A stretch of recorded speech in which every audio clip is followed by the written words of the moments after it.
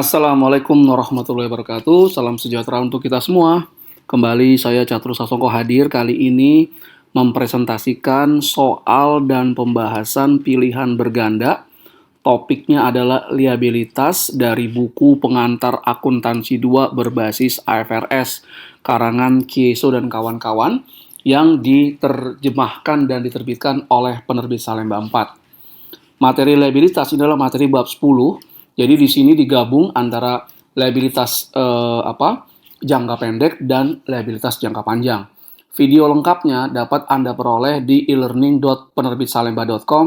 Cari e-learning pengantar akuntansi 2 berbasis IFRS, Kieso dan kawan-kawan.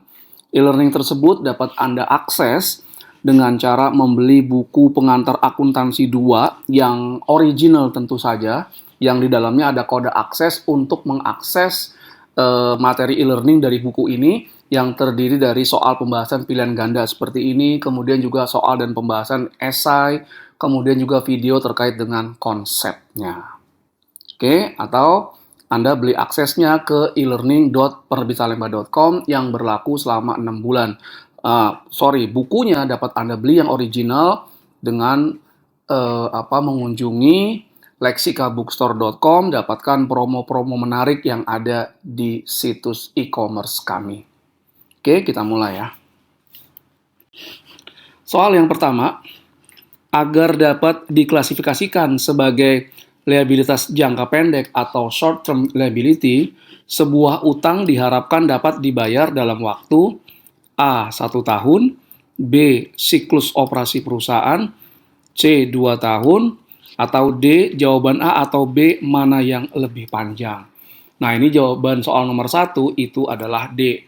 Jadi liabilitas jangka pendek itu adalah liabilitas yang diharapkan akan dibayar 1 tahun setelah tanggal neraca atau setelah siklus operasi berakhir. Mana yang lebih panjang? Katakanlah liabilitas tersebut jatuh tempo 8 bulan, maka dia masuk sebagai liabilitas jangka pendek. Nah, siklus operasi perusahaan mulai dari pembelian sampai nanti penjualan dan perolehan uang kasnya, katakan itu selama 16 bulan. Nah, kalau ada liabilitas jangka pendek yang jangka waktunya 14 bulan, itu masuk ke dalam liabilitas jangka pendek karena siklus operasi perusahaannya 16 bulan. Jadi, liabilitas yang jatuh tempo kurang dari 1 tahun setelah tanggal laporan posisi keuangan atau kurang dari siklus operasi perusahaan, mana yang lebih panjang di antara kedua periode waktu tersebut. Lanjut ke soal nomor 2. Pada 1 September 2025, PT ABC meminjam uang sebesar Rp88.500.000 dengan menerbitkan wesel bayar atau notes payable yang tingkat suku bunganya 12%, jatuh tempo 1 tahun. Berapakah beban bunga yang masih harus dibayar atau accrued interest pada 31 Desember 2025? Apakah A. Rp2.655.000, B.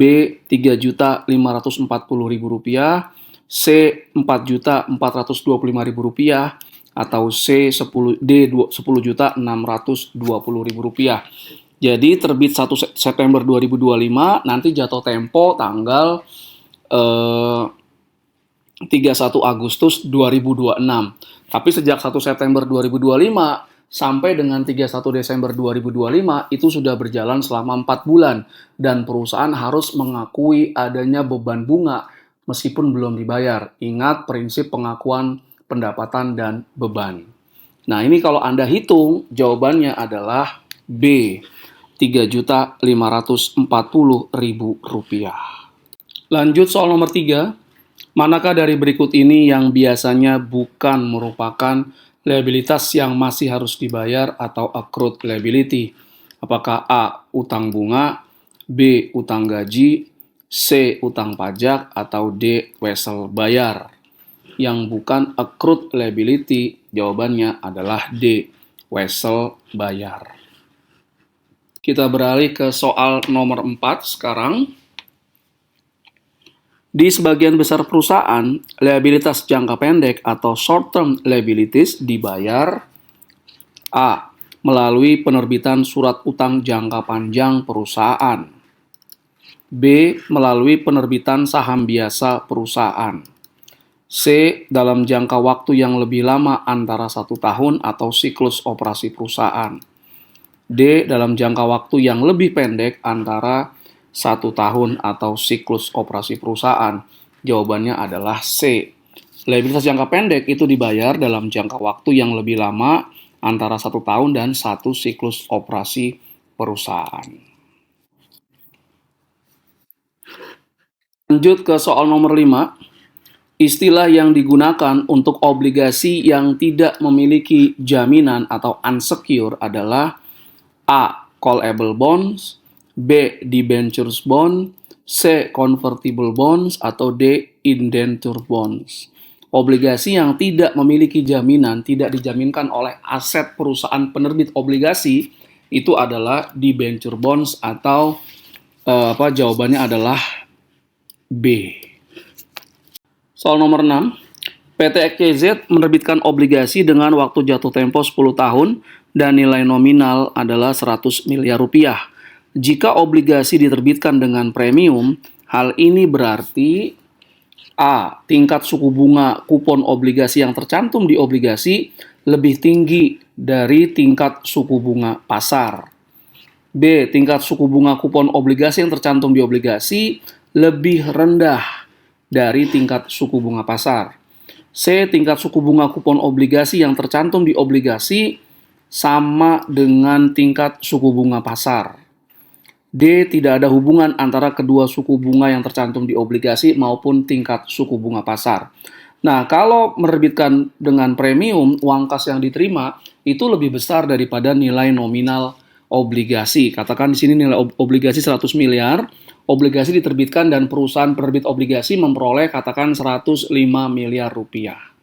Nah, ini terjadi kalau tingkat suku bunga kupon obligasi itu lebih besar daripada tingkat suku bunga pasar, sehingga jawabannya adalah A. Jadi ketika tingkat suku bunga kupon ya dilambangkan dengan C, itu lebih besar daripada tingkat suku bunga pasar atau dilambangkan M, maka obligasi dijual dengan premium. Uang kas yang diterima dari penerbitan obligasi itu lebih besar daripada nilai nominal obligasi. Sebaliknya, kalau kupon obligasi lebih rendah daripada tingkat suku bunga pasar, maka obligasi dijual dengan diskon. Uang kas yang diterima dari obligasi, contoh di sini misalnya, bukan 100 miliar ya, tapi 98 miliar rupanya. Misalnya. Nah, kalau tingkat suku bunga kupon itu sama dengan tingkat suku bunga pasar, maka obligasi dijual sebesar nilai nominalnya. Dalam contoh di sini adalah 100 miliar. Sekarang kita ke soal nomor 8. PT EFG menerbitkan obligasi yang membayarkan bunga setiap tanggal 1 Januari. Ayat jurnal penyesuaian untuk mencatat bunga atas obligasi setiap tanggal 31 Desember terdiri dari A. Debit utang bunga, B. Kreditnya kas, C. Kredit beban bunga, atau D. Kredit utang bunga. Jadi obligasinya membayarkan bunga tanggal 1 Januari, misalnya bayar bunganya tanggal 1 Januari 2026 kemarin. Tapi ketika perusahaan menerbitkan laporan keuangan per 31 Desember 2025, ini sudah ada beban bunga yang harus diakui dari tanggal 1 Januari 2025 sampai 31 Desember 2025. Setahun ya. Nah, ayat jurnal penyesuaiannya adalah di debit, beban bunga atau interest expense untuk singkatnya, di kredit adalah utang bunga atau interest payable. Nilainya sebesar berapa tingkat suku bunga dikalikan dengan nilai nominal dan nanti mungkin disesuaikan dengan amortisasi diskon atau premium.